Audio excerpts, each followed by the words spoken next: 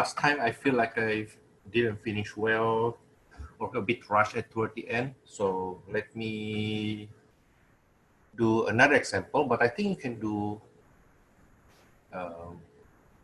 from the beginning already. Let's see. I want to create a frequency distribution with 5 classes. Later on, we will have 5 classes.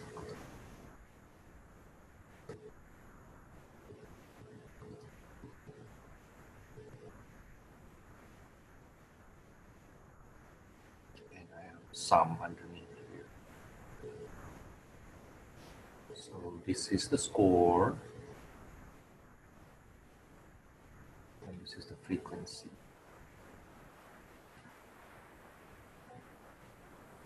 Okay, let's start. First, what's the range? 99 is the highest, minus 0, so the range is 99. And then the class width is the range, the ceiling of the range over number of classes. That's 19.8, I believe. So if I round it up to the higher unit, that will be 20. Then I will start from the lowest score. That is 0, and then plus the class width. Now don't forget that the class width is the difference between lower class limit to the next lower class limit.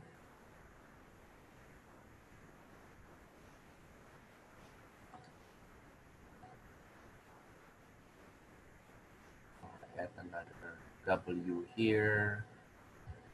So that's 40 and so on and so forth.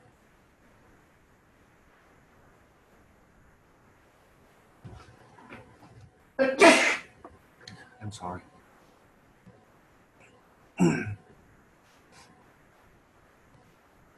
And then this will be 19, 39. And you will see that from the way we construct our frequency distribution, then the distance here will be plus 20 also. Okay, plus the class width also.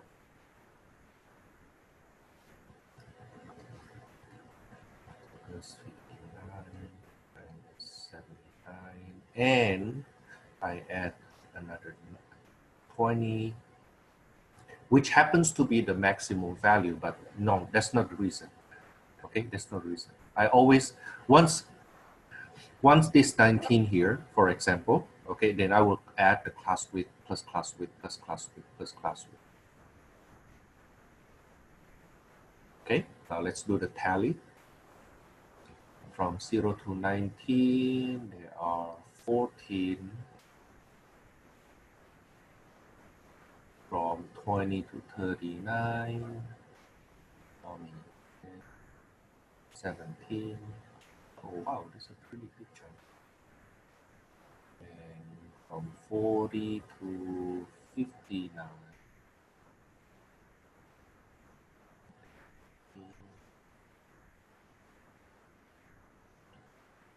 60 to 79.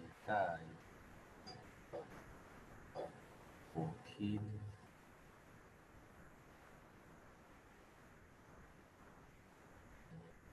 80 to 99, there are 9. So let me add this separately. That's 1 plus 19 plus 14 plus 9. 7.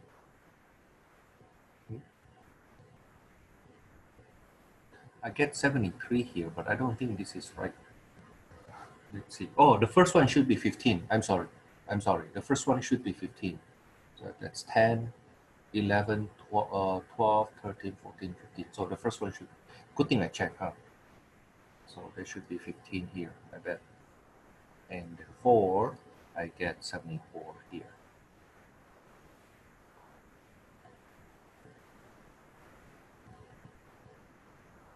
Okay, now that's how we construct our frequency distribution. Now, when it comes to frequency distribution, only these two column table. Okay, no extension. Frequency distribution means just this. Just this. That's frequency distribution. Okay, now usually in my old tests, if you pay attention, if you try to work on that, then you see that in the next question, I usually ask, oh, you know what, extend that frequency distribution,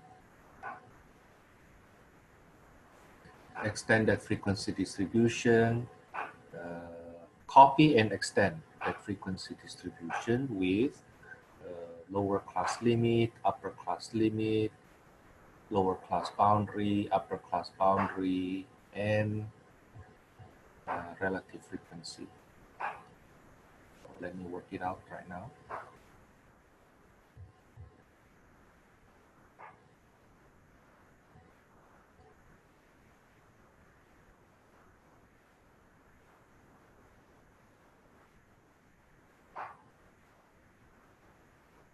So this is the scores. The frequency, lower class limit,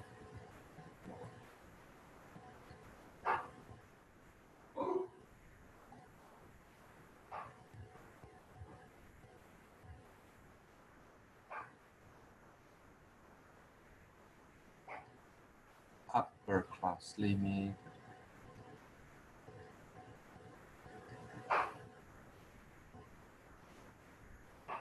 lower class boundary,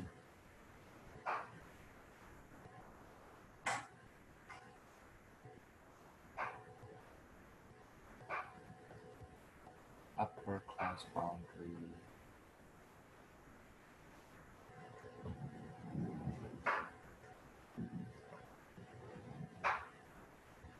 and then relative frequency.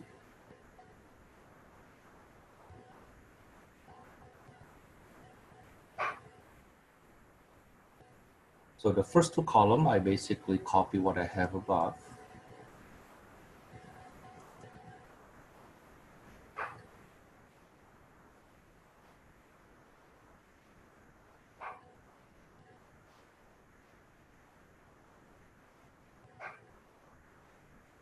Frequency, the first one is 15, and then 17, 19, 14, 17, 19, 14, 9. Now don't forget to add them up.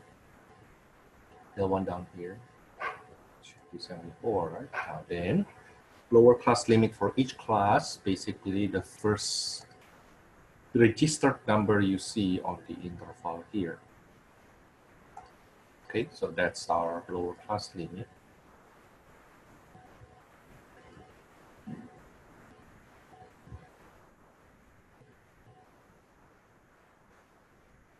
then for upper class limit is the registered,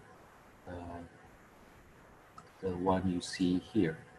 Whatever you see on the higher number of that interval. It's 19, 39,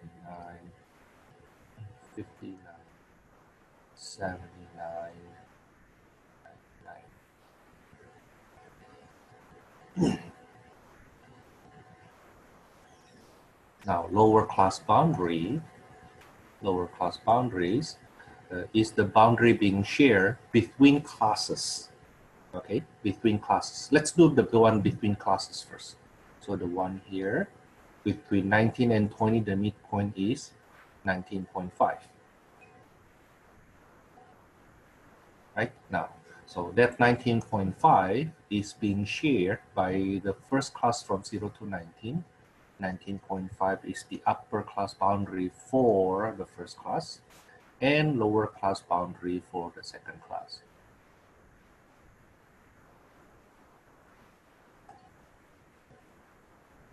Okay. And then for the next upper lower class boundary, this will be 39.5 here. That's the midpoint between 39 and 40. Okay, now this 39.5 is being shared as the boundary by these two neighboring classes. Yeah, just like between you and your neighbor, right? Let's say between me and my neighbor, let's say this is me, this is my neighbor, right? Okay, now my house is actually from here to here. That's my house. My neighbor's house from here to here. Okay, now we can see that as the limits, right? Now then the boundary is the one we share in between. Okay, so for example, if I have some orange tree here, for example, okay, if I have orange tree, whatever orange fall on his or on their land, it's theirs, even though the tree actually on my land. Okay, and he, of course, that person, my neighbor, has the right to cut whatever part of that tree that actually passed that fence. Okay, I cannot say, well, that's my tree. No, well, my tree, as long as it is on my land. Okay, yeah, not talking about the how I will have issue with my neighbor. With me and my neighbor, really close. Okay, so suppose if we have new data coming in later on, how do we decide if the data turns out to be 39.7, for example, okay, or 39.3? Now, then 39.3 will fall to this class, even though it's not on the registered interval, but it is still within the limit of within the boundary, right? That's why then that's how we use that boundary. Okay. Let me minimize this first.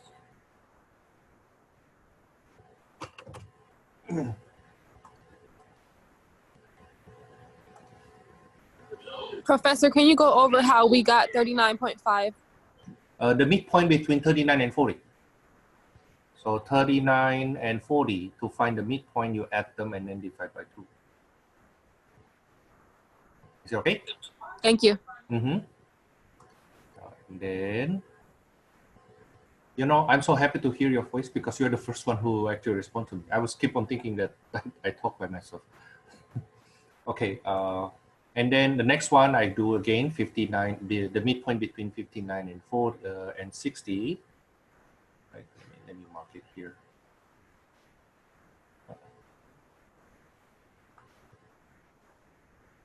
That will be 59.5.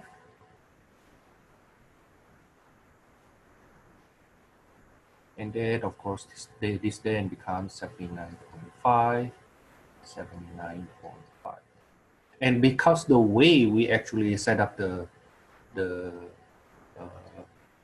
classes, that you keep on adding the class width, add the class width, add the class width, right? Add the class width, you add the class width here. Okay, then you will see automatically this will also be the same. Add the class width, add the class width, add the class width, add the class width. That's how we get that. The upper class boundary for the highest class is 99.5, and the lower class boundary for the lowest class is, believe it or not, negative 0.5.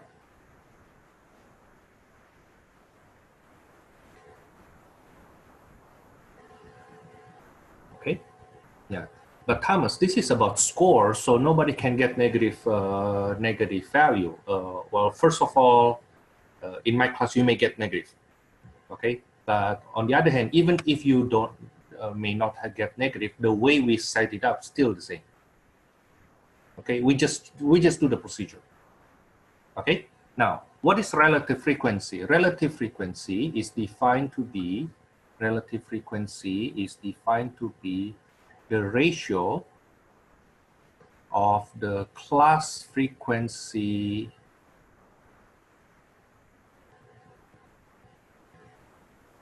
divided by the sample or population size, or the count. Now, usually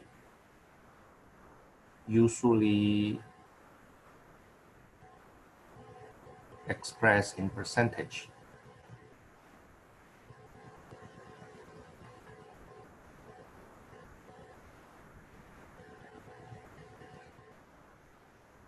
Or decimal. Remember in my class, if you write it in decimal, it should be 5 decimal places. Okay. So the relative frequency here, let me keep using blue. Okay. 15/74. And then I change it to decimal.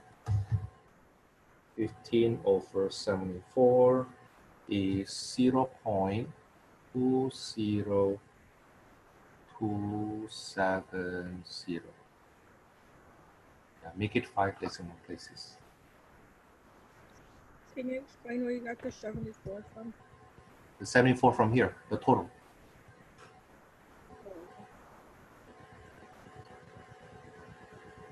Then we can go on with the rest, like 17/74. Oh yeah, one more thing. In my class, again, I will write it down later on. Let me finish repeating this. In my class, when you write your decimal and there is no integer to the left of the decimal point, they use leading zero. Don't just write it like this. Don't just write it like this. Put that zero. Put that zero. Okay, use leading zero. Let me write it down. If the decimal has no integer part,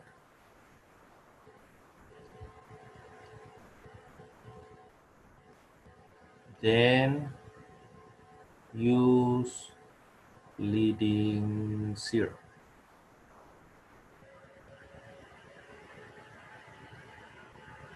Okay, so not like this, let's say 0.34, but 0.34. Okay, this is the leading zero. That's the leading zero. Okay, and let me write this. I penalize 0.5 point for any missing leading zero.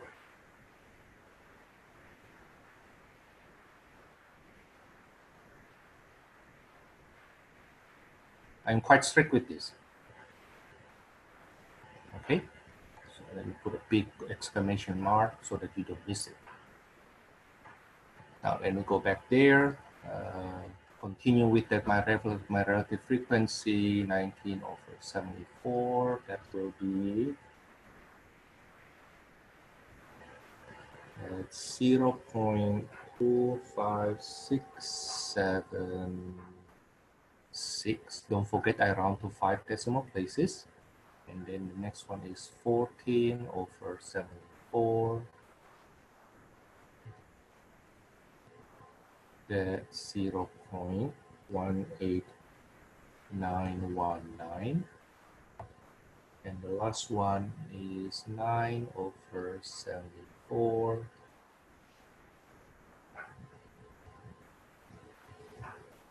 0.12162. Now, don't forget, just like our frequency that we have on the second column, relative frequency is something you need to add also. Okay, which if you add, you will see this should be equals to 1. Okay, it should be equals to 1. Now, what I said earlier is relative frequency usually expressed in percentage or decimal, but in my class, I allow you to write it in fraction only. In my class,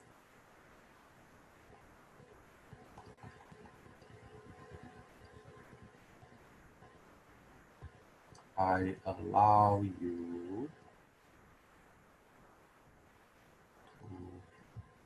write it in fraction. So actually you can write it in fraction, decimal percentage, doesn't matter. But in practice, when you go out there, then people usually write it in decimal and most commonly in percentage. So Thomas, why don't you just say that let us use decimal, because it does take some time to write these 5 decimal digits here. 5 decimal places here, like 5 times, and then if you need to add those, it takes even more time. So I don't mind you to just write it in. If you want to just write it in fraction only, that's fine. Okay, if you want to write in fraction only, that's fine. As long as you know what is relative frequency. Okay, let me go on further from here.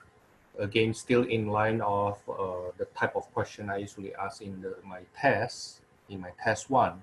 Usually then I go on in the next question, use that frequency distribution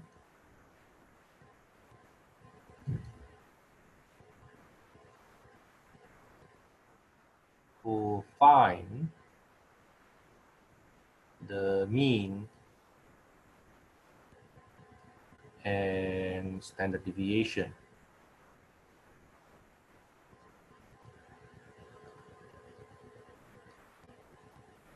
In my class, for you to find standard deviation, you always find the variance first. Okay? Consider this as a sample. Now here, I do explicitly say, consider this as a sample.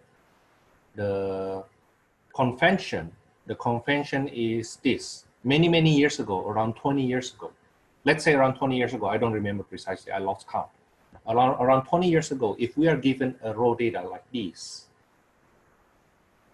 okay, and of course we need to see from the wording if it is a population or sample.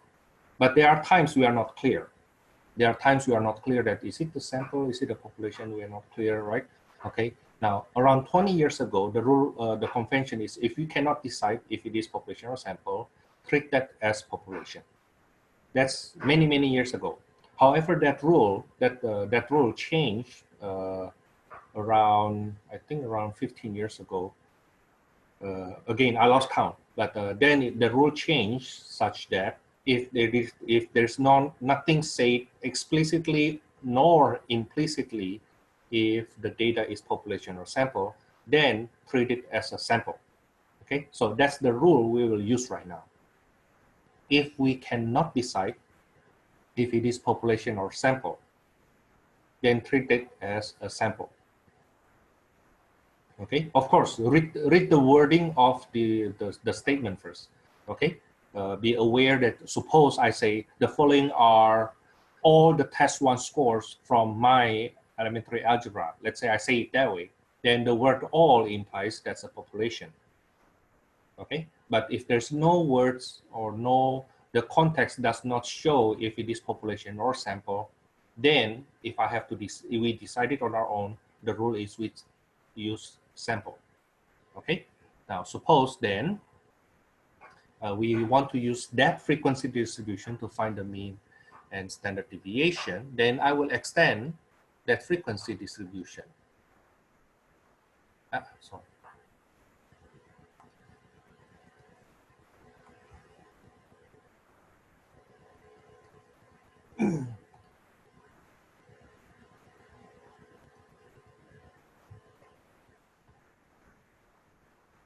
So we start from the scores and the frequency, right? The scores and then the frequency. What is the next one?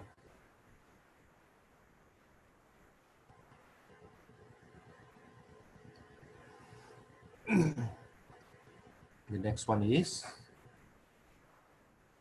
x sub I, that's right, that's xi. Thank you, Lydia. And then the next one is f times x sub I. Now you need to remember this extension though, Okay. And then the next one is x sub I square.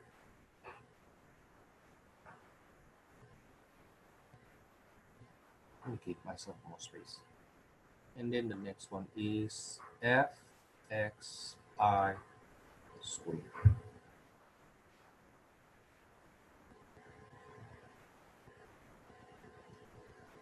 Okay, I can erase this actually.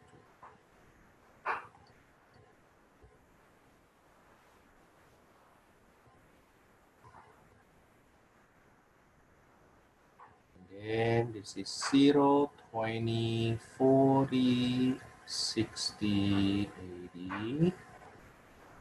This is 90, 39,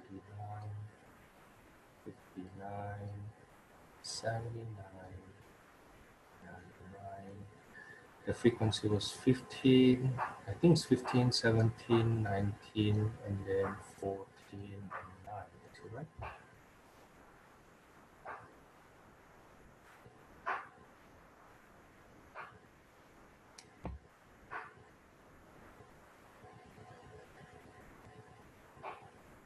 Yeah. Huh? Okay, make sure. Oops.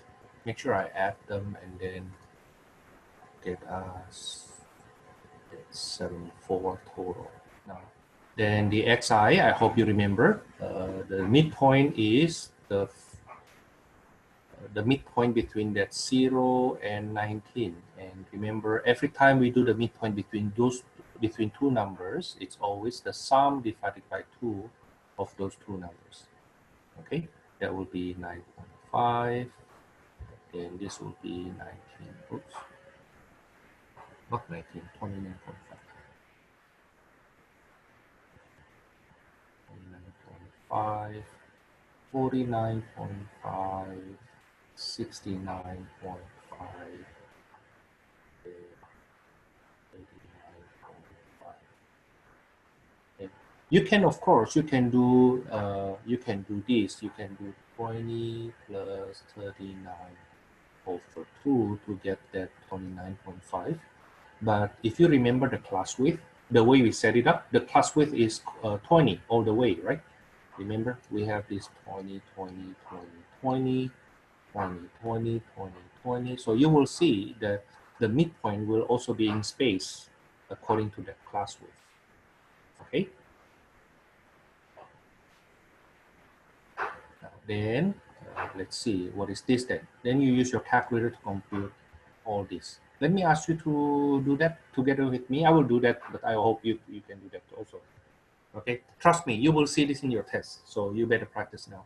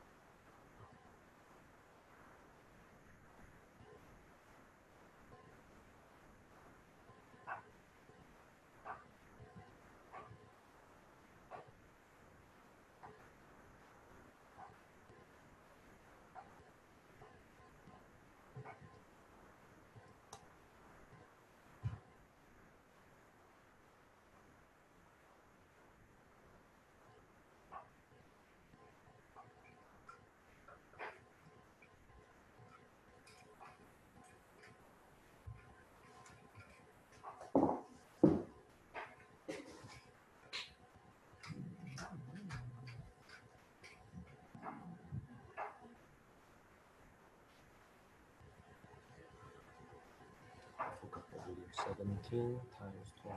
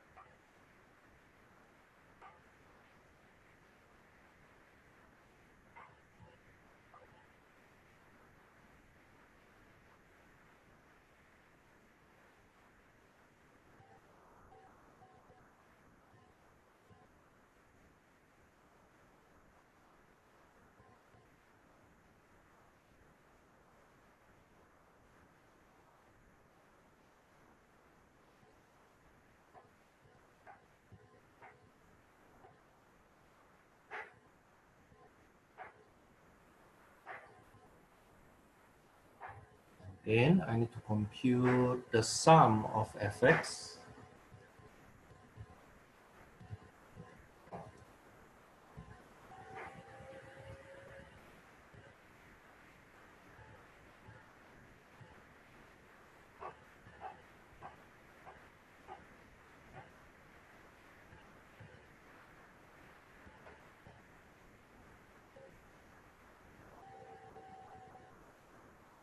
I get 3,363 for the sum of fx. And then the sum of fx squared. A lot of number crunching, I know. Well, it's statistic, right? So not only you should not be afraid with big numbers, you should not be afraid with a lot of numbers at the same time.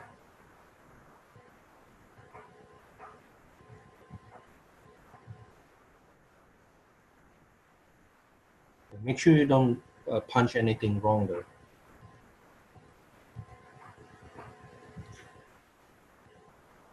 Okay, 202.418.5. So the sample mean will be 3363 over 74.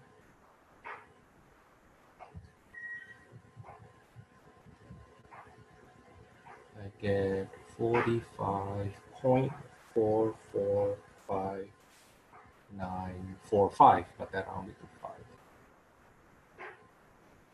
While sample variance is 74 times the sum of fx squared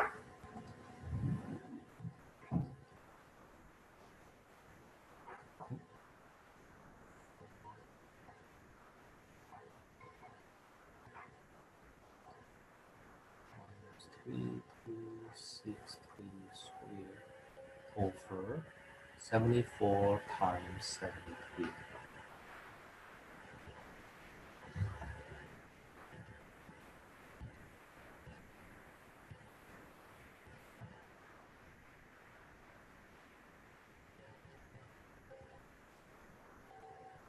Okay, 669,200 over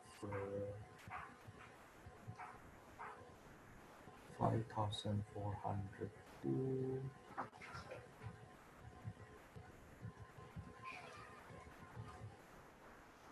Okay, 67922.22991, such that my sample standard deviation is the square root of that. That's 26.06204.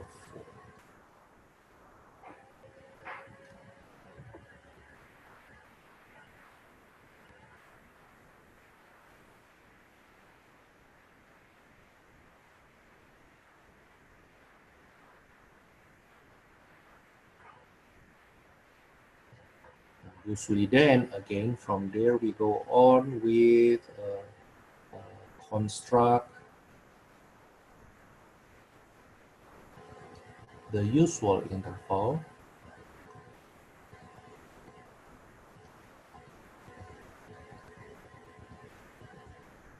from that frequency distribution.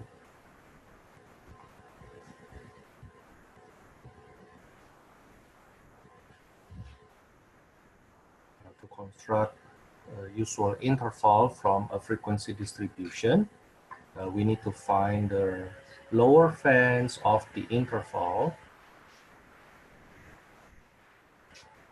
That is the sample mean minus twice sample standard deviation. Okay, the sample mean is 45.4 44595 minus 2 times 26.06204.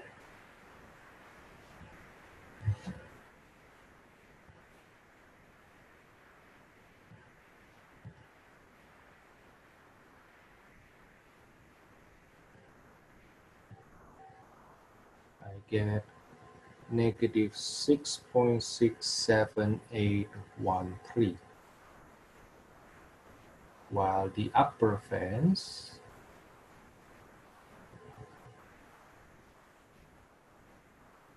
that is x bar plus twice standard deviation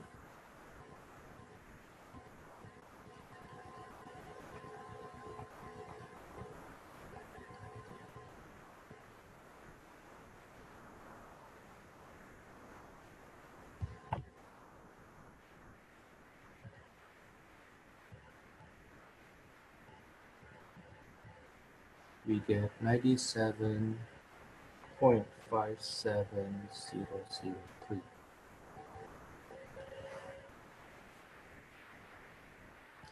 Of course, the question is the interval.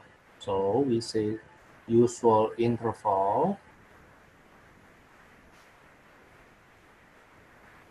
will be between negative 6.67813 to 97.57003. Using that usual interval, then we can find the outliers.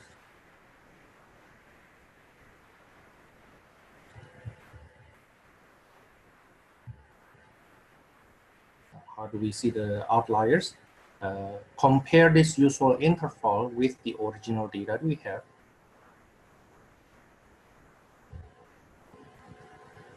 The original data we have, the minimum is 0. Now this 0 is in the usual interval. The usual interval starts from negative 6 something.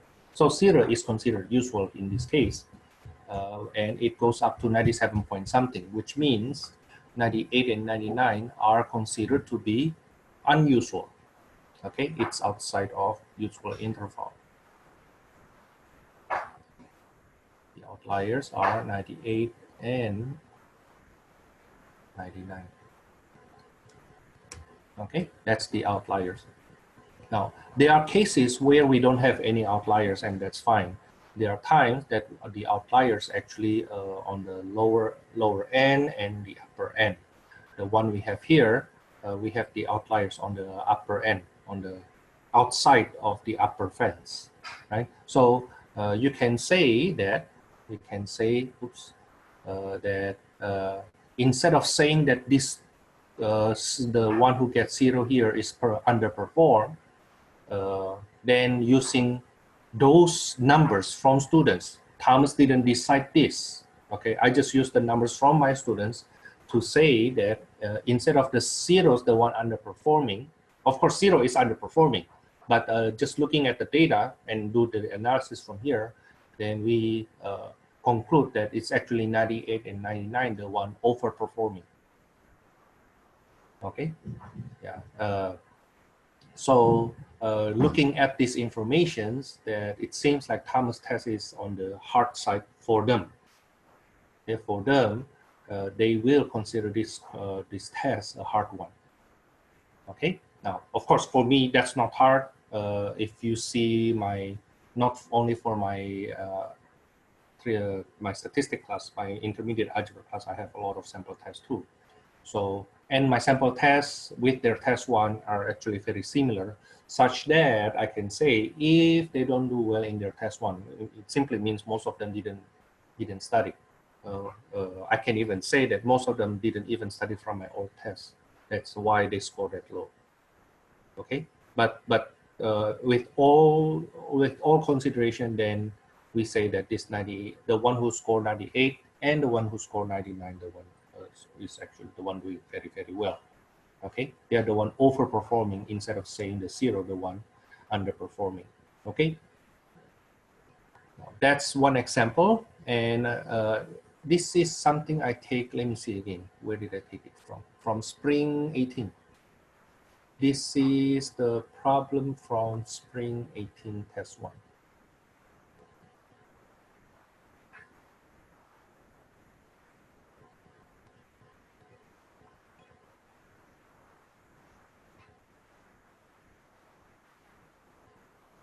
Okay.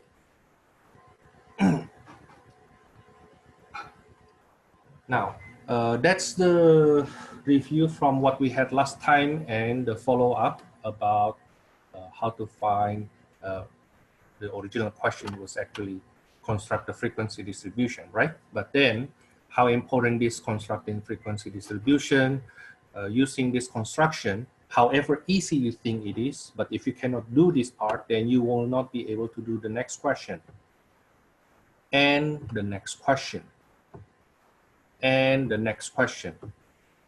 So if anybody not passing my test one because they cannot do like on the first half of the test one, it's very likely because of this constructing frequency distribution was not done correctly, and therefore whatever you have after that will be fully screwed up.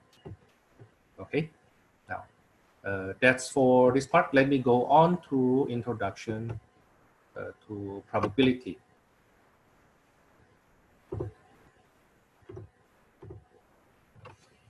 Intro to probability and its application.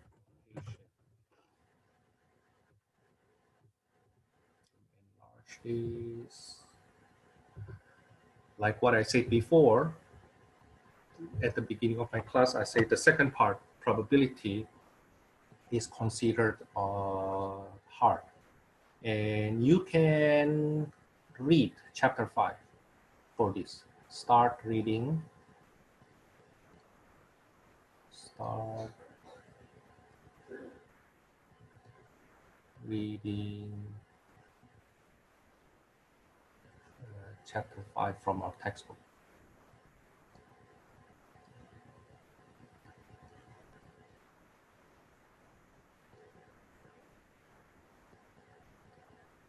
Now I know you may not have your textbook yet. If you remember, I have the files that I post on the file folder in our Canvas, right? Okay, now what is the probability? Let me start with definition of probability of an event. Definition. The probability of an event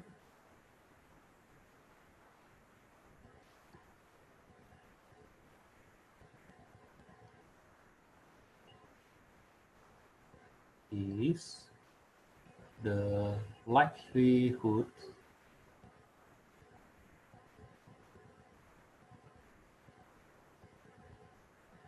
of that event to occur.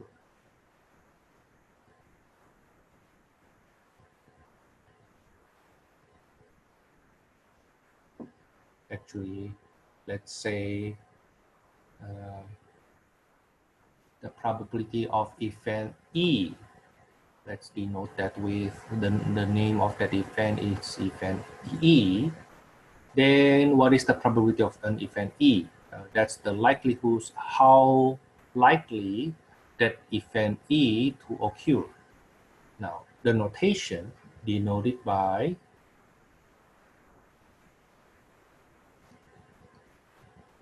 capital P parenthesis E. That's the probability of event E, and it's capital P. Okay, followed by a parenthesis. Inside that parenthesis, you have that event. Okay, now with that said, I need to emphasize this thing. Note, the probability of an event is never written using just capital P. No. Okay, you don't just write P for probability. No, it has to be followed by the event. Okay, whatever that event is. Okay, so it may be denoted, that event may be denoted by capital A, then it will be probability of event A.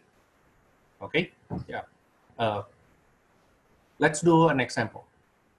Let's do an example. I think I will give you two examples.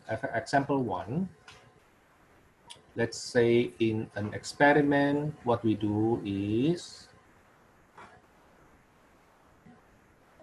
we will toss a fair coin.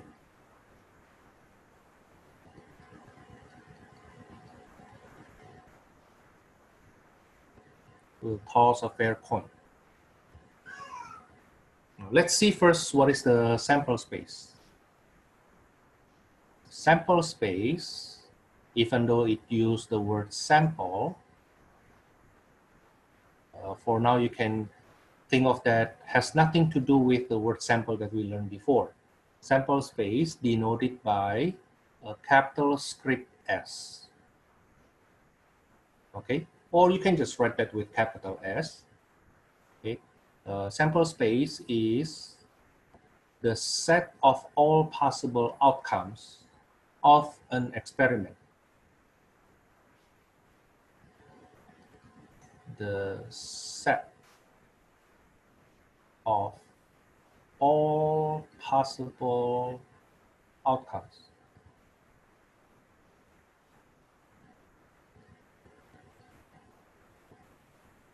of an experiment.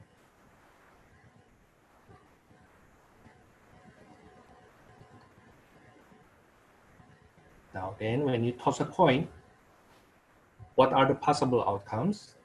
It's either head or tail,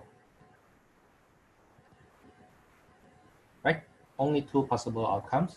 Now, I use the word fair here. That's an assumption, such that we basically assume that the probability of each possible outcome here are equal to each other. Now, if that's the case, then what is the probability when you toss that fair coin, the outcome is head? Now, this is the notation. Okay, P parenthesis head. What is the probability that the outcome is a head? Toss a fair coin, let me emphasize once. We toss it once. What is the probability the outcome is head? Because they are equally likely, okay, because they are fair, then probability of getting head is 1 out of 2 possible outcomes.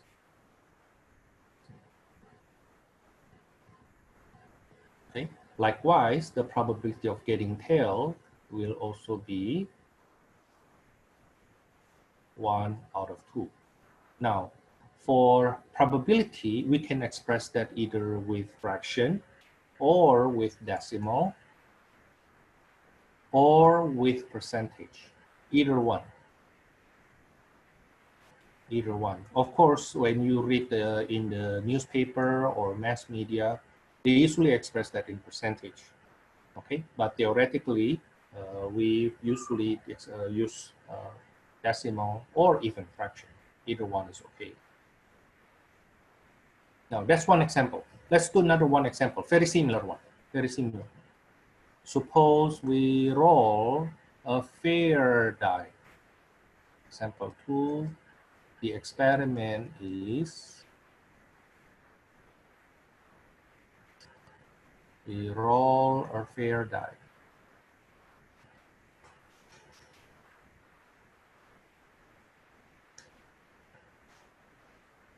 Then what is the sample space?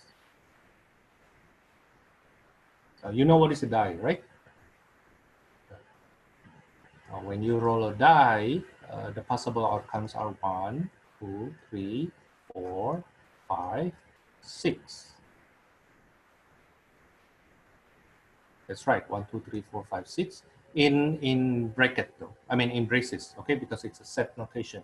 Now then, suppose I ask, what is the probability when I roll the fair die once? What is the probability that the outcome is 3?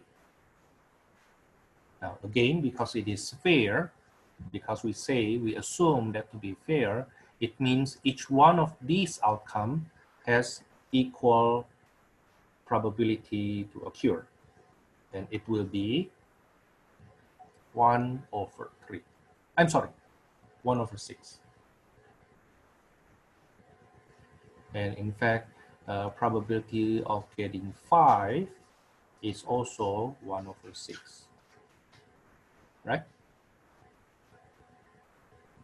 Now, I can actually go further here. What is the probability that the outcome is an odd number?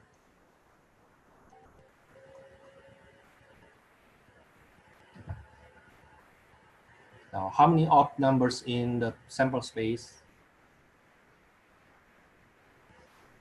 They are 3, right? 1, 3, and 5. Okay, 1, 3, and 5. Let me write it down. That's 1, 3, and 5. So there are 3 out of 6. We reduce that to be 1/2. Okay. Oh, there's another one. What is the probability when I roll that die? What is the probability the outcome is a prime number? I hope you know what is a prime number. A number is prime if it has exactly 2 different positive integer as factors. So those are 2, 3, and 5 in this case. It's actually 2, 3, 5, 7, 11, 13, 17, 19, 23, 29, 31, 37, 41, and so on. There are infinitely many prime numbers. Okay, but when we roll a die, there are only 3 possible prime numbers to occur. Okay, and therefore the probability of getting a prime number will be 3/6, which is 1/2.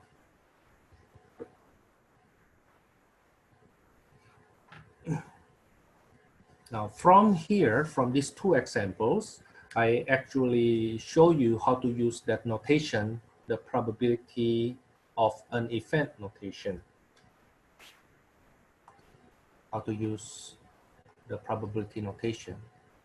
Now, and I can say that in probability class, especially my class, my background is probability and statistics. When I did my PhD, I did my PhD in probability and statistics. So you can find a better teacher only to teach you statistic level at this level. Okay. When I teach statistics, I'm preparing you not only to pass this class, but especially when you go to workforce later on, or when you transfer and you need to take another statistic class. Okay. And even if you don't take statistic class, in a lot of social sciences class, psychology class, you still need to know some statistics. And the foundation of statistics is probability. Okay. But we cannot talk too much about probability if you can't even use a correct notation. Okay. And that's what makes my class different from a lot of other teachers' classes, that you need to understand the notation. Okay. I don't want to say you need to understand my notation, because that's actually not my notation. That's the notation commonly used in other level. Okay. I simply prepare you for that. Now, let's go back to probability. Let's go back to this probability. There are 3 methods. There are 3 methods to measure probability.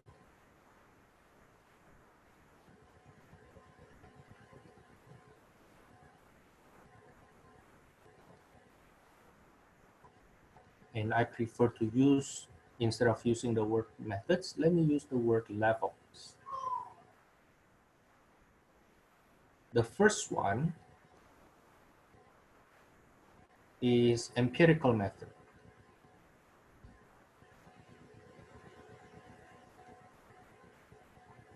Now, distinguish this from empirical rule. Not empirical rule, okay, empirical method. This is also called as relative frequency method.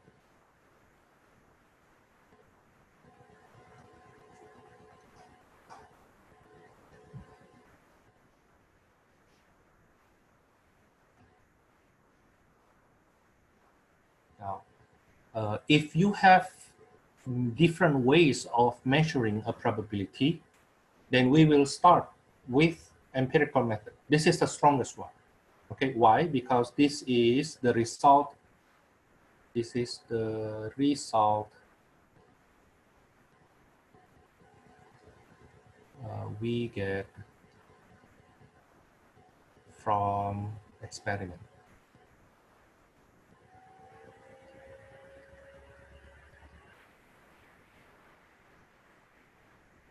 Okay, the word experiment should be associated from the word empirical. Okay, the word empirical means it comes from experiment. Okay. Now, remember we did relative frequency earlier?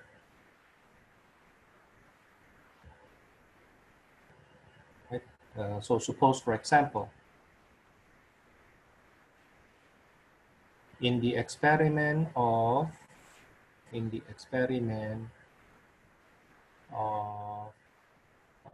toss a coin, let's say 500 times. Suppose we toss a coin 500 times, and then we get this frequency distribution.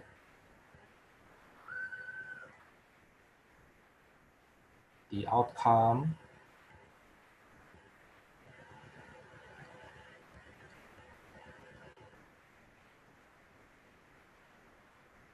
and then this is the frequency. Let's say head happens 230 times and the tail happens 270 times, a total of 500 times. So suppose I ask what is the probability of getting head.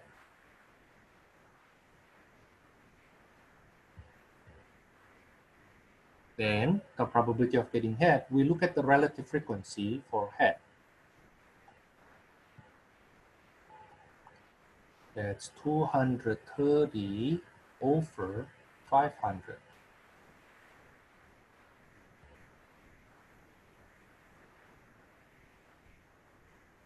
Okay, now of course, simplify whenever possible. Or you can also write either in fraction or you can write it in decimal.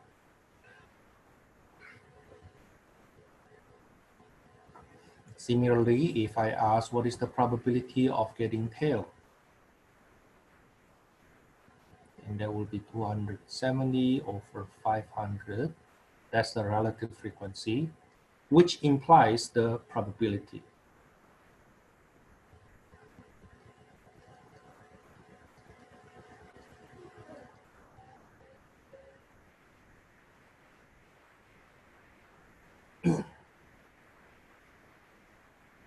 Okay, now that's the empirical method, which means it already goes through the fire of experiment. It already goes through an experiment. Now, the second method is theoretical method.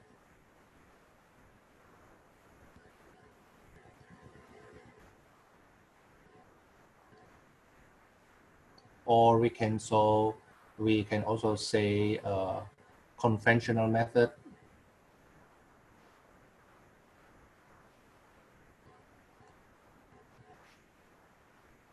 Or we can also say equally likely method.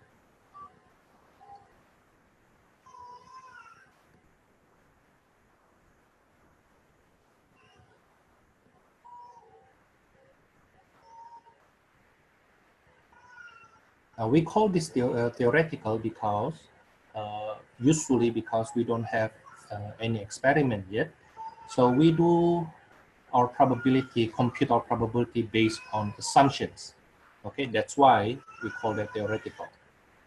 Okay, and the assumption is we assume the outcomes to be equally likely.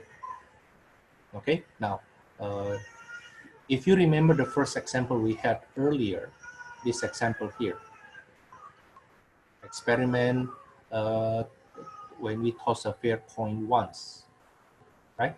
Now, because we say it's a fair coin, then probability its head is 50%, probability of tail is also 50%. Now, this method of computing probability here, in this example one here, is considered a theoretical method. It is based on the assumption that the coin is fair. Okay, now let me change the numbering. Let me call this example 3 here. So example 1 and example 2 that we did above is actually based on equally likely method, based on assumption. We call that theoretical method. Okay, and we use theoretical method, which is based on equally likely assumption when we have never had any experiment. Okay, so let me put a note here. We use this method. We use this method of measurement if there is no relative frequency available.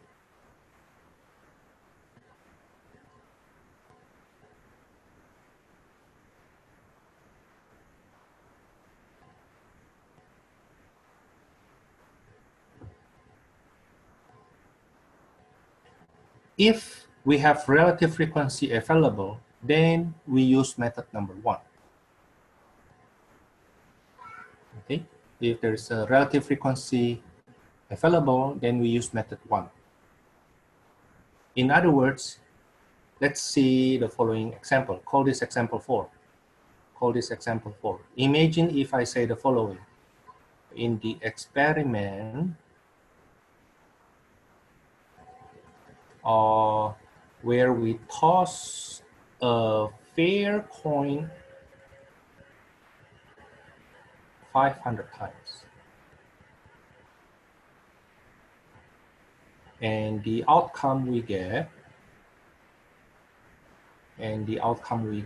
is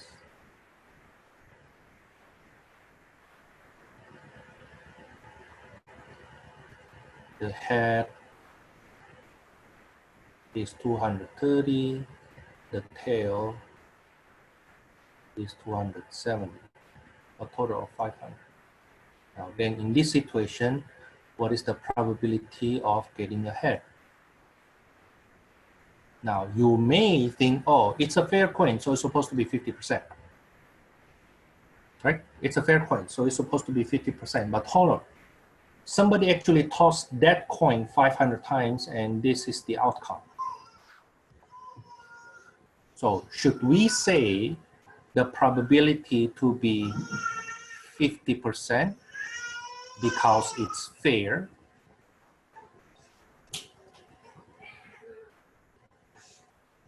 Or should we say 46%, which comes from 230 over 500 because of its frequency distribution?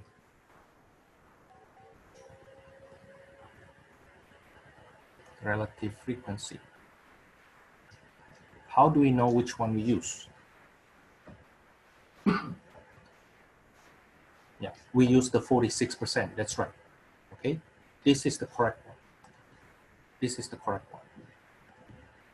Okay, if I have not done any experiment, then I need to use the assumption that it is fair. Okay, but once you call that fair, okay, and we have the result from experiment, then the result from experiment is stronger.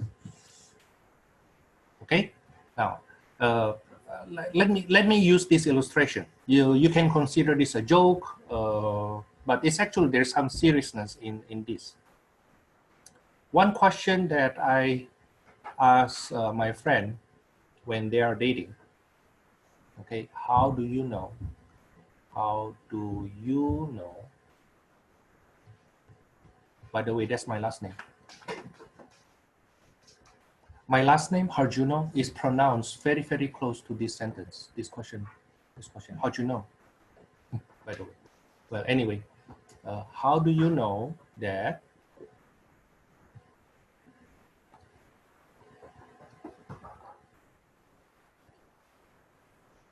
you too. So I'm talking about my friend and his girlfriend, that you both are good match.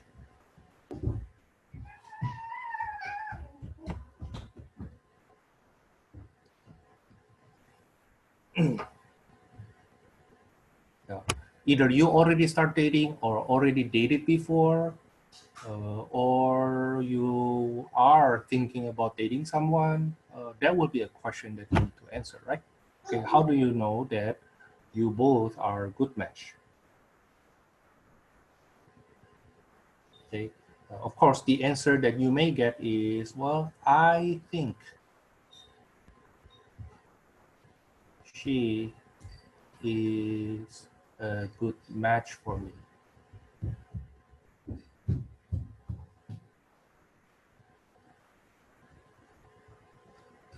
Now, if somebody answer you this way, is it empirical method or theoretical method?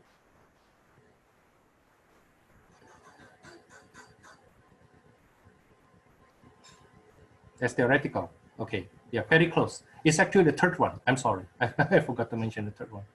The third one is subjective method. To measure probability, subjective method. Yeah, different people may answer the same question differently. Okay, so I think yes, either this is theoretical or either this is subjective. Okay, but definitely not empirical. Okay, now the worst one is when somebody say, "Oh, I feel," instead of using the word "I think," because at least when that person say "I think," at least that person already thinking, right? Okay, but if that person say "I feel," that's actually a big question mark, right? You just feel that way, but when you later on start really dating and get married, having children, for example, or get a house, start working, how do you know you're a good match such that even when you fight, even if you have argument, you can solve that peacefully? Okay, so kind of like solve any difference that you have and move on as a couple, right? Now, the better answer I have is like, well, we fight before. Not fighting literally by fist. Okay, no, we argue before. I think I should say we fought, not we fight, huh?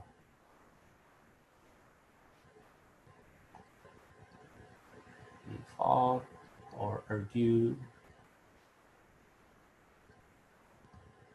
and able to come up with an agreement. So both of you knows how to yield a little this from this side, a little from that side. Now, if you have two different couples, okay, and one couple say, we think we are good to each other, and another couple say, well, we fought before and we always able to come up with an agreement. Now, which one you think actually have a good evidence? Now, you know that's the one that actually going through the fire of experiment, okay? Somebody who already, the couple who already went through the actual life and not just in their dream. Okay, but of course we start with this though, don't get me wrong. I'm not saying that this is wrong. I'm not saying that this is wrong. Okay, of course for you to start dating somebody, you start with some feeling first, right? So we start with subjective method. I think that girl is a good match with me. That's subjective. Okay, and then I went deeper into her. It turns out that, you know what, we have some good hobbies that we share. You know, both of us have interest in building a good family, a good family value that according to my culture and her culture are pretty good match. Then we already move on to the theoretical approach, right? Theoretically, I and her, for example, came from a similar background in which we both values, for example, we both values math, we both value statistics, we both value education, right? Okay. Then let me try to approach her and see if we can try start dating. Okay, now then when you start dating, you call it experiment, right? Okay, now I'm not saying that you need to experiment with everyone. No, that's not what I'm saying. I'm saying that once you kind of have the theoretical approach that we seems to be a good match, then you start dating. Now you don't date for only 1 or 2 days and then decide we are a good match, right? Okay, we date actually. You will see in future that you should date at least 30 days. No, that's very theoretical. That's from statistics. You can call it partial joking. We date long enough such that we know from quote unquote our experiment in dating for a couple periods, some periods we see that we are a good match. Then we try to discuss with our friends, with our family. What do you think about her? What her family think about me, right? Or if you, well, you can tell I'm Asian, right? So in Asian country, for example, when I get married, I have to accept that my family marry her family too, right? Okay, so because I cannot say that once we get married, it's only both of us, our life, and my family should not intervene with us. Of course, there's something they still have something to say. Okay, now that's something to consider though. I'm not saying Asian culture is the best. No, I'm saying that when I marry somebody, when you marry somebody, that's something you need to take a look. Okay, that's something you need to take a look. I believe that as long as both of you agree on a set of rules that both of you willing to follow, then you should be okay. Okay, but yeah, sometimes if any issue arises, usually arise from family. Okay. So I hope I use a pretty good example here, pretty good illustration here to help you distinguish subjective method, theoretical method, empirical method, right? And we should not say that subjective method is wrong because as you see in my last illustration, we actually start from subjective method. And then we go to theoretical. And then we go to empirical. Okay? Right now it's 9:15. Let me give myself some little break.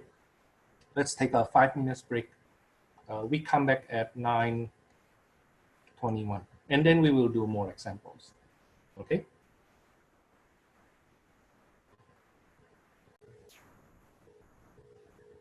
We have seen earlier that there are 3 methods of measuring the probability of an event. The first one, and the first one that we try to use is empirical method based on an experiment. The second method is theoretical based on assumption of equally likely method. And then the third one is subjective method. Now, of course, in this class, we have to admit we will not have subjective method. We will have either empirical method or theoretical method. Okay, and how do we know which one to use? Then it depends on do we have actual result from experiment or not. If we have actual result from experiment, then whatever the assumptions say, we follow the experiment. Okay, we follow the empirical outcomes. If we don't have experiment result from experiment, then we will base it on assumption. Okay, now let's see the following example. I don't know example, what is this? Example 4 or example 5? Example 5. Example 5. Suppose I have the following frequency distribution. Okay. Consider the following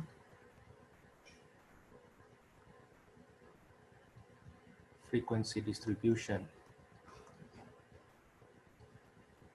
Let's say I make up numbers, okay? I make up numbers. I supposed to do this last night, but it took me too much time, so I just make up the numbers right now. Suppose we look at the number of siblings in this class. the number of siblings of students in this class. Number of siblings. Remember, this was one of the hypothetical question I asked you to answer, right? I have more than 30 students already turned in quiz 0. Number of siblings you have 0. Let's say there are 4 of you. 1 sibling, let's say there are 7 of you. 2 siblings, let's say 12 of you. 3 siblings, let's say 5 of you.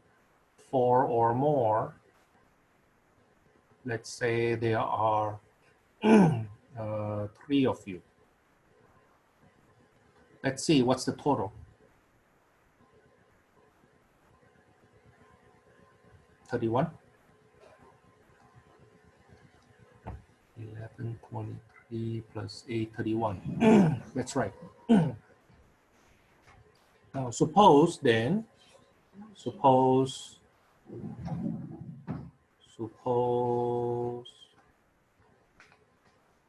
we randomly select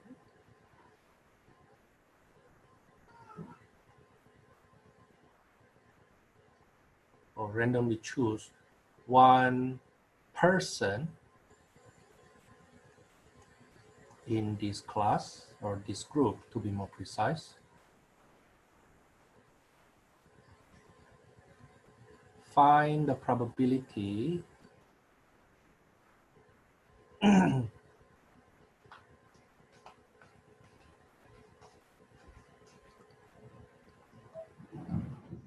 that the person has 2 siblings.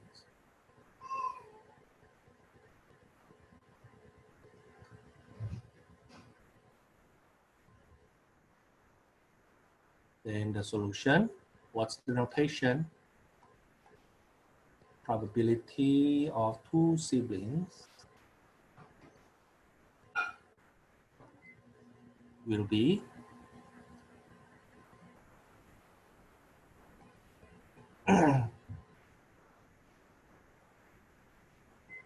12 over 31. That's right. That's 12 over 31.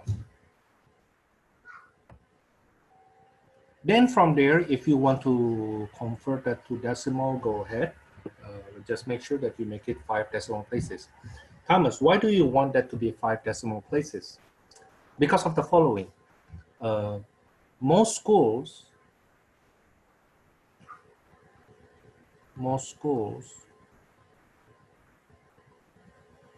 university I meant, require 4 decimal places.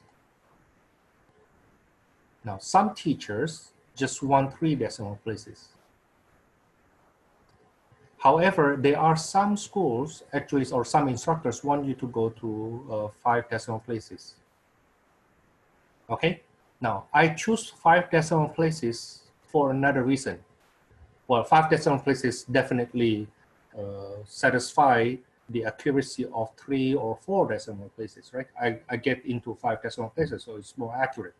But another reason is because our textbook, just like other textbooks, tend to go to 4 decimal places. Okay, so there are times I pick questions from textbook, and if you give me 4 decimal places, it's simply because you use solutions from the book. But when I ask you to make it 5 decimal places, then I can see if you actually just copy from the book or you actually compute it yourself. Okay. Now, going back there, then what is the probability? This one is a bit harder, but you can, I believe you can do this. What is the probability of getting 3 or more siblings?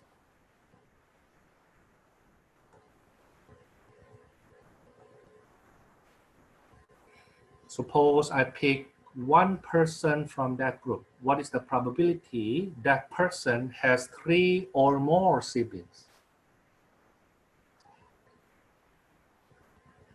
3 or more siblings will be 8 out of 31. That's right. How do I get that 8? It comes from 5 plus 3 over 31. Okay, 8 over 31. I can just write 8 over 31 there, but if I write 8 over 31, you may come back to me and ask me, Thomas, how you get that 8? Right? Okay, so before you ask me that question, I answered that question already. No, I'm not. I'm actually saying this. Do you notice that a part of statistic is actually to explain your work? Part of statistic is to explain your work. So when we learn statistic, one thing we do is learn how to describe the informations we have and explain it, if possible, in writing or in pictures or other ways. Basically, we present it in a way that people understand. Okay, now let me give a little break to you. So instead of facing these notes all the time, let's see me. Okay, I would like to ask you this question. How you define somebody smart? When you say this person is smart, this guy is smart, this girl is smart, or my nephew is smart, my son is smart, my auntie is good, okay, they're very, very smart. Now, how do you explain to other people how you come up with that conclusion?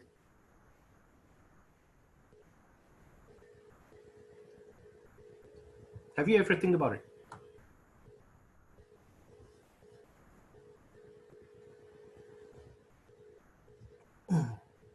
And of course, what I want you to be able to express yourself later on when you apply for a job, right? When you apply, when you have an interview,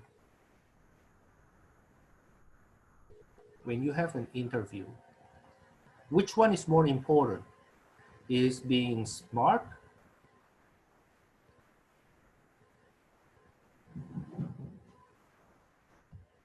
look smart,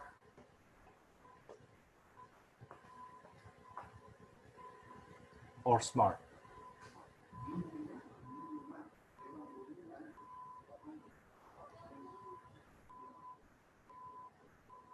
Yeah, we like it or not, when you go to interview, they are looking for somebody smart. But they will never know if somebody really smart, because that person, the one who interview you, either one or a group of people, they don't follow you for a period of time. So they can only judge you from that interview, and what you need to have is to look smart. Okay, how do you present yourself in a way that you look smart? Now then, how do we present ourselves in a way that we look smart? Now let me tell you one keyword. Able to solve problem or answer questions in an understandable way.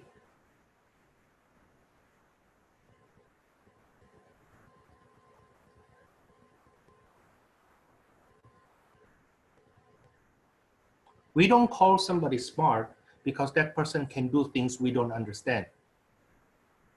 You call that kind of person strange. You don't call that kind of person smart. Okay? We say that person smart if that person able to solve a problem that we don't know how to solve, right? But that person can solve a problem and explain it to us in a way that we realize, oh yeah, that's right, I can do it that way. You know, that's what we call smart. Okay? We can say that yes, a professor is smart, but it's actually not in the sense of smart that we have on our daily life. We say that's clever, or that person is have a lot of education, educated, whatever you want to call it. But when we say smart, is that person able to solve a difficult problem in a way that we did not expect, but we can understand. Okay, now, so in this class, I also want you to learn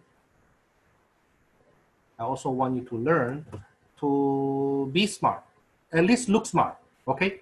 Because later on when you have an interview, you just need to look smart, then I just need you to look smart, okay? And to look smart, you need to do a lot of practice, and that's, I hope that's a good thing though, okay? If I require you, if to pass this class, I require you to be smart, then even I myself will not pass this class because I don't consider myself a smart person. Okay? No, I don't consider myself that way. But I need to be able to express myself to you in a way that is understandable.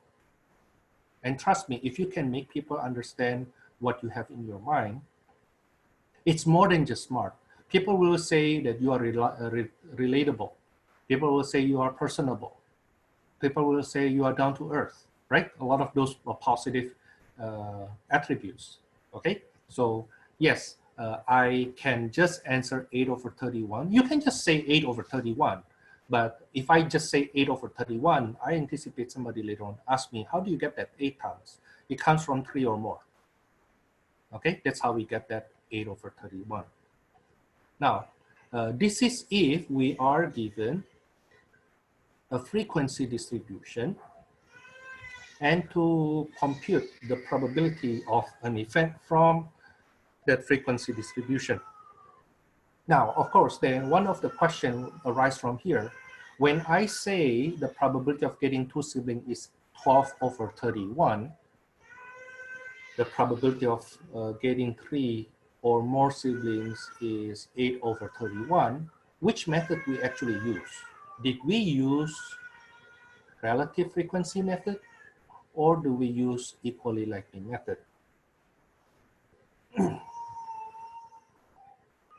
Empirical method? Okay, actually either one. I hate to burst it for you. It is true that you can see this as an empirical method, okay? It is also true if you want to say that's equally likely method. Okay, now here's the thing though, here's the thing. Does it actually go through an experiment? Actually, no, we didn't do any experiment here. We didn't do any experiment. We actually based this on equally likely method that any one of these 31 people, any one of these 31 people in this group has equally likely chance to get selected. Okay, now because there are 12 of them out of 31 has 2 siblings, that's why we say this 12/31 here. Maybe we change this example here into something slightly different, but I hope it makes more sense. Okay. To distinguish what method we actually use. Suppose, for example, I have these coins in my pocket. Maybe in, let's say I have these coins in a bag.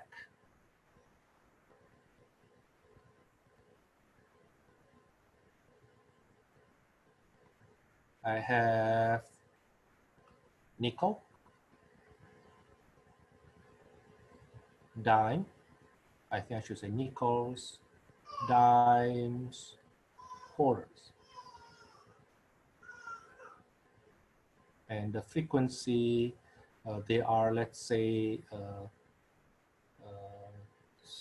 8 nickels, 7 dimes, and 5 quarters, a total of 20.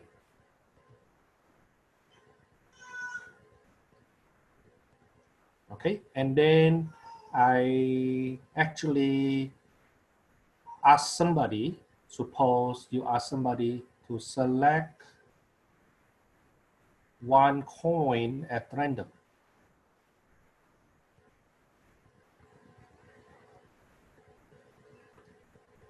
What is the probability that person will choose a quarter? Will get a quarter. Now, theoretically, I mean, theoretically, it's supposed to be 5/20. a quarter, right? Happens to be a quarter also. 5/20. Now that's theoretical though, because we assume each one of them are equally likely. But have we ever really tried this? Have we ever really tried that you show that back to somebody and say you ask that person to choose one coin at random? Strangely, in actuality, the probability that somebody will choose a quarter, will get a quarter, is 1. Especially we say whatever you choose, you get it. That's what I give you. Right? Now, once you say, you tell that person, okay, whatever you choose from this bag, that's what you will get. Okay, then that person will not choose at random anymore. Right? Even if you ask random people to select one coin from that bag, the person who make that selection will not choose it at random. Okay, now I hope I can distinguish the difference between the theoretically supposed to be 5/20. Okay, but in reality, the person, when you ask somebody to select from that bag, they will be able to select a quarter. You know what I mean? When you put your hand into that bag, you can feel, oh, this is a nickel, oh, this is a dime, oh, this is a quarter, you know, right? Okay, and of course, even if you blindly pick a coin from that bag, the fact that quarter is larger and nickel dimes are smaller makes quarter has higher chance to get selected. You see what I mean? Right? Because of the size is larger, then if you touch anything, if you touch any coin, very likely you touch the quarter first. Right? If you don't believe me, you can try at home. Okay, you need to have enough nickels, dimes, and quarter though. Okay, yeah, but that's, I hope I can, with using this illustration, that you can look back to this example 5 and see that this answer 12/31 here and 8/31 here, it's more into theoretical instead of empirical. Okay, even though if you say, oh, that's because of by empirical method, I also can understand, because it is empirical from another point of view. Okay, from another point of view, other point of view is that yes, we have only there are 12 people in this group out of 31 that has 2 siblings. Then empirically, that's 12 out of 31. Okay. So there's no right or wrong answer there. That's why when you see problems in our textbook, they do not really make it a big deal of what method you use. Do you use empirical method or do you use theoretical method? No, there will be only one answer. And in this case, the answer will be, for this example 6, the answer will be 1/4, 5/20. Okay, what method is this? You know, based on this data, I will say 5/20. Okay.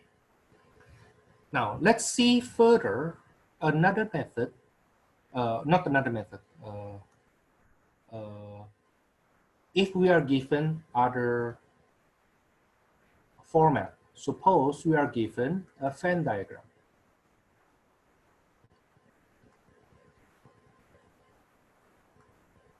You know what? Let me start with the contingency table first. My bad. Let me do contingency table first. Suppose we have female students, male students. Let's say they like math or don't like math.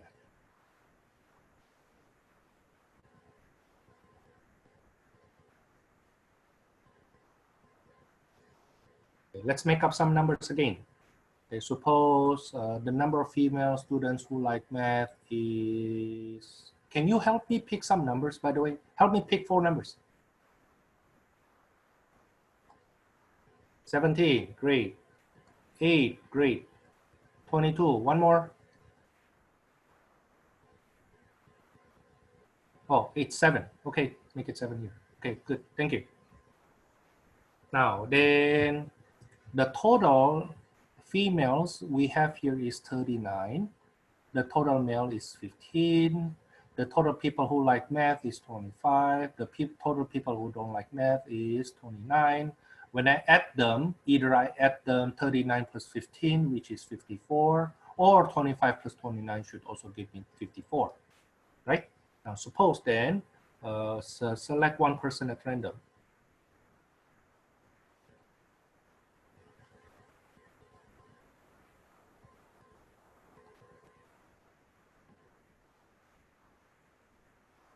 What is the probability that person is a female?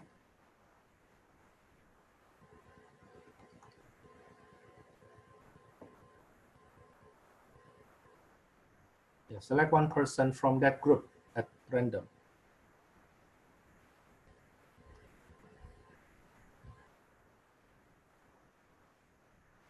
That will be 17 over 54, that's right, 17 over 54.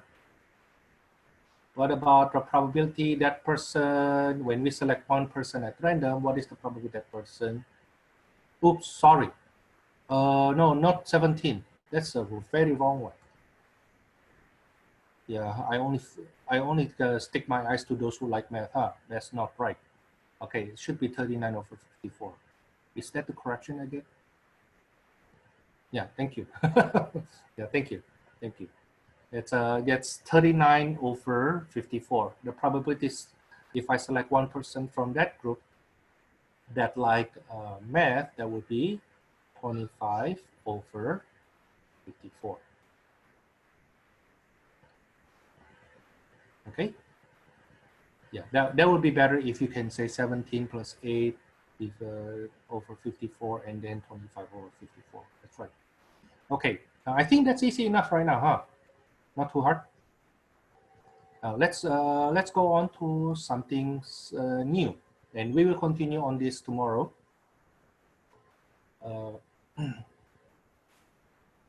How those interact. There are 3 things that we need to talk about. First one is intersection.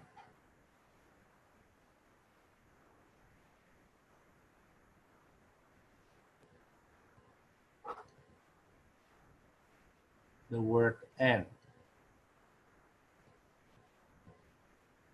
The intersection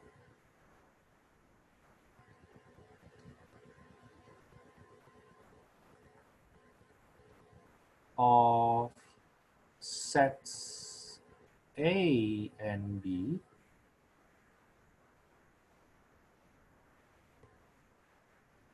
denoted by A intersect B. It looks like a U. It looks like a U without a tail, without the tail, no tail, without the U, but then you turn it upside down.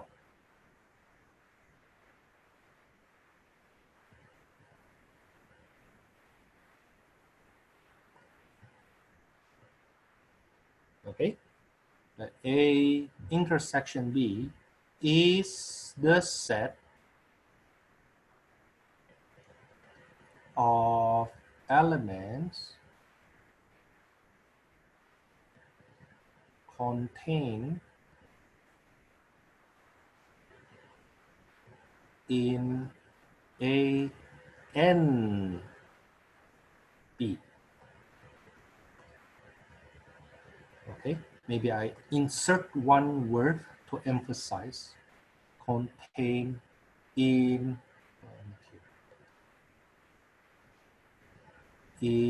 both A and B.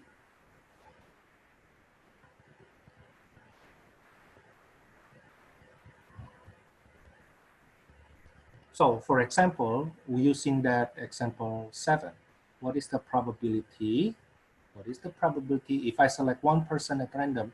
What is the probability that person is a male and don't like math?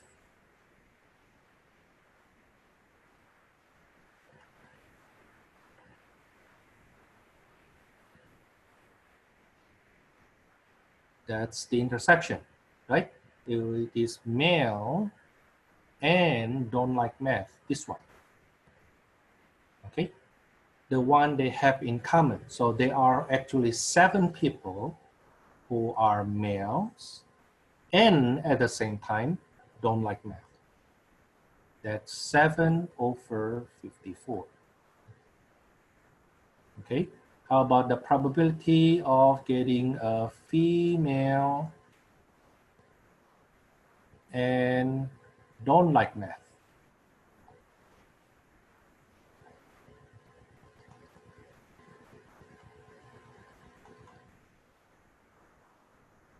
Female and don't like math will be 22 over 54. I think that's still easy, huh? Right? I think that's still easy. Yeah.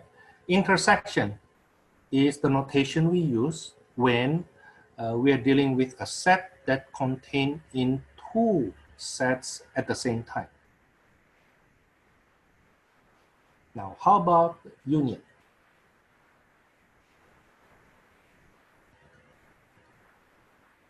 Or the word or. The union of sets A and B denoted by A union B. So that's basically capital U without the tail, is the set of elements contained in A or B or both. So basically either one of them. Yeah, basically either one of them. Okay, so let's see. What is the probability that we select a person who is female or like math?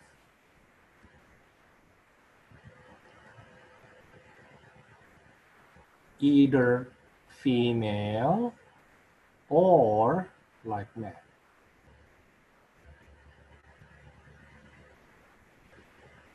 Now, once it satisfies either one of the requirements, we count it in. So once that person is a female, you count it in. Once that person like math, you count it in. Okay. The difference between union and intersection has the word and, which means it has to satisfy both at the same time. So the 7 that we use here, 7 over 54, are 7 people who are both male and don't like math at the same time. Okay, these 7 people here who like math, who are male and don't like math at the same time. Okay, now, but when it comes to or union, it means you count that person once it satisfies either one of the requirements. Okay, so in this case, let's see how many females there. 17 plus 22 plus how many people like math? 17 and 8, but we already have the 17 plus 8 over 54. Okay, so that will be what? 47 over 54?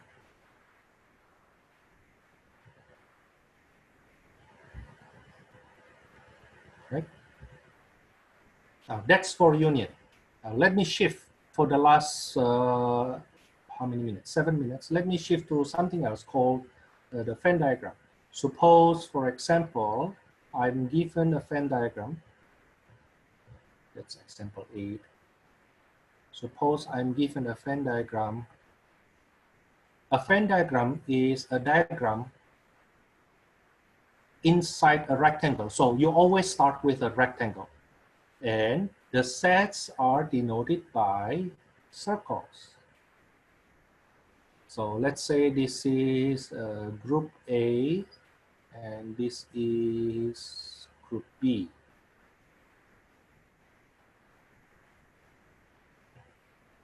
And let's say there are 5 people here, 5 elements there.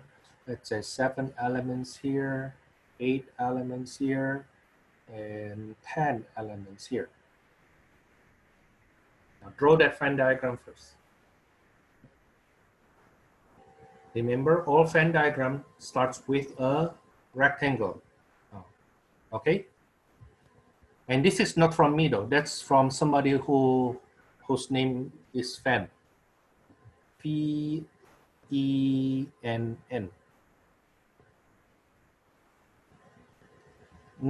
I'm not the one using this. So we need to give credit to the person who invented this simple way of expressing some information. We call this Venn diagram. Now suppose there are how many people here? How many elements in this group in this Venn diagram? 5 plus 7 is 12 plus 8 is 20 plus 10 is 30. Okay, so there are 30 elements in this group. We can actually write it this way. This is notation N, U, or we can also say N, S. The number of elements in the universe, number of elements in the sample space. That's 30. Okay, now then suppose select one element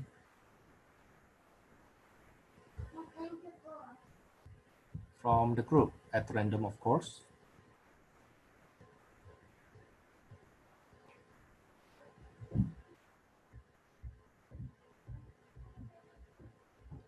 What is the probability we get somebody from A?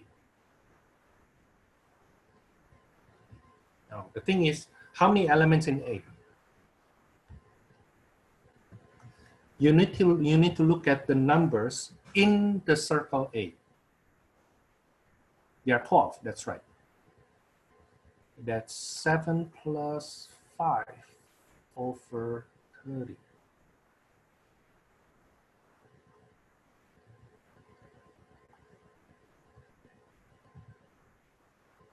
Okay, now how about if I select one element at random, what is the probability that element is from B? That will be 8 plus 5 over 30. Okay, 13 over 30. I cannot reduce it, let me leave it like that. Oh, by the way, I hope at this point you already see something that the probability of an event, maybe I write it as a note here, a side note. Intuitively, you have this already. Probability of an event will be always less than equals to 1 and greater or equals to 0. The probability of an event cannot be less than 0, cannot be more than 1. It has to be between 0 or 1. Okay, or in percentage, it will be 0% to 100%. Okay, never be negative, never be more than that. Okay, continue. What is the probability of getting either A, the probability of getting A and B at the same time?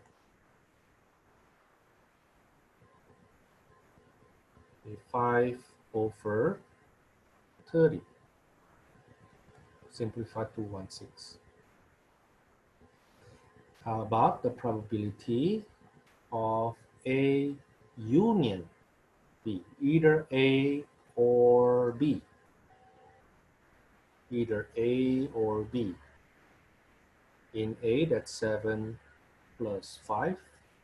In D, that's 5 and 8, but we already count the 5, right? So we get 20 over 30, that's 2/3.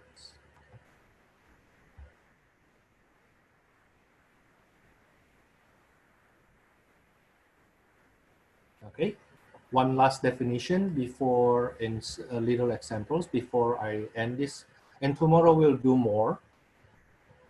Okay, complement.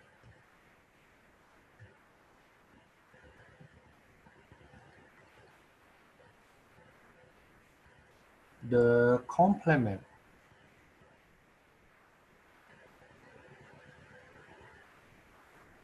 of set A denoted by a complement. I believe your textbook actually used this notation, but other textbook use A prime for complement. But the one I will use in this class is this, A bar. Okay, this is the one I will use. This notation is actually better. Is the set of elements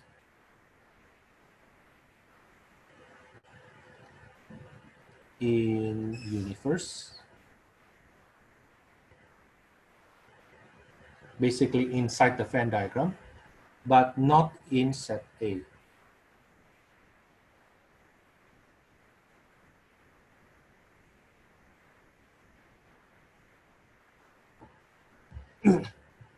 Okay, but not in set A. So when we say the complement, that's outside of that. Okay, now using this example 8 here, how about the probability of not A?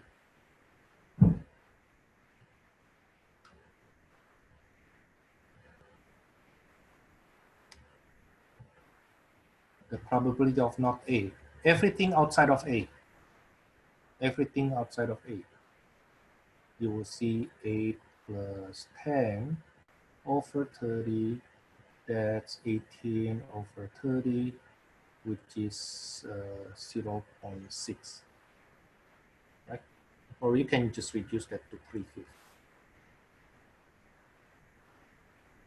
Okay, now that's what it means to be the complement. Now tomorrow we will play with this a lot more. Okay, but you can start working on problems from chapter 5. Let me see. Suggested homework, which means you don't need to turn in. Okay, suggested homework, give me some time. Let me see. Chapter 5.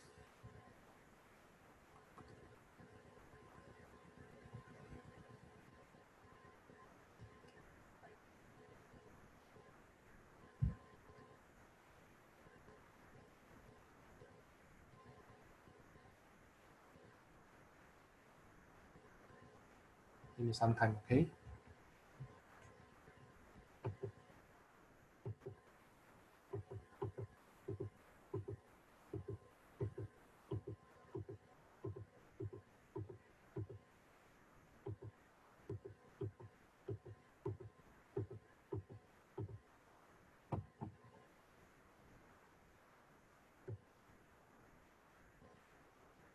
Yeah, I would like you to do number 9, 11, up to number 25 from 5.1. 5.1, number 9 to 25. Sorry.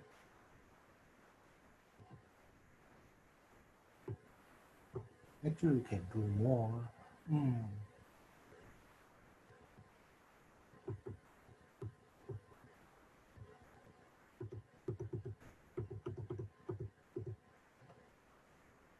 29, I mean, yeah, 29 and 35 too.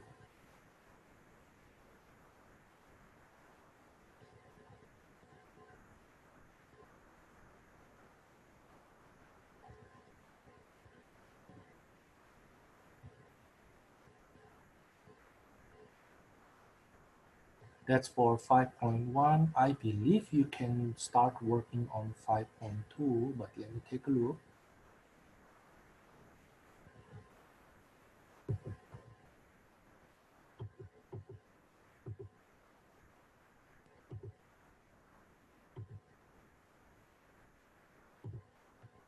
Well, maybe for now, instead of formally work on 5.2, let me ask you to read 5.2. Read 5.2 and 5.3. Okay, now the thing is our textbook went over the intersection and union and complement using too much formula. I mean, I don't say the formula wrong, okay, but if you go to formula all the time, you may get overwhelmed, okay? Well, I try to avoid formulas as much as possible when it comes to probability in this kind of simple case. So far, we did this with our formulas, right? Okay, so you read this 5.2, 5.3 first. Tomorrow, I will go on further into this 5.2, 5.3, not really 5.2, 5.3 though. I prefer to say that on how we deal with union, intersection, complement, and the mixture of them. Okay, one thing that I try to teach you on this probability here, on this chapter, at the end of this chapter, I do expect that you can do a simple estimate of probability when you gamble. I'm not teaching you how to gamble, okay? But when we deal with probability, we cannot avoid the application into gambling. And people make money with that. I saw some of you actually have business majors, right? And in business major, we actually take chances when we do business. There's no business that guarantee you that you will make money. No, because there are risks involved. Then we try to get profit, as much profit as possible when we can get profit, okay? Now, the discussion about how much profit is reasonable, makes sense, and still humane for our customer, that's another story, okay? But I for one, am not someone who will do business and not making money. You don't call that doing business if you don't plan to make money, okay? Yeah, we will make money. And if you are going to business major, of course, your expectation is you have a company that make money from what you do, right? Okay, now then when you make money, then there must be risk involved in that. Now, in probability, we usually illustrate that business decision using gambling, okay? While, so think of gambling as a tool. Think of gambling is as a small universe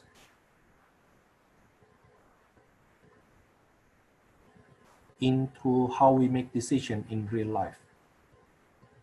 Okay, so when I teach you using illustration from gambling, the purpose is not gambling, okay, but real life. That's the main point. I try to avoid using gambling as illustration, but at the same time, you know, those are questions we have in our textbook. Okay, then that's for today. See you tomorrow.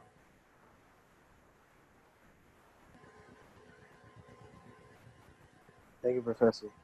Thank you.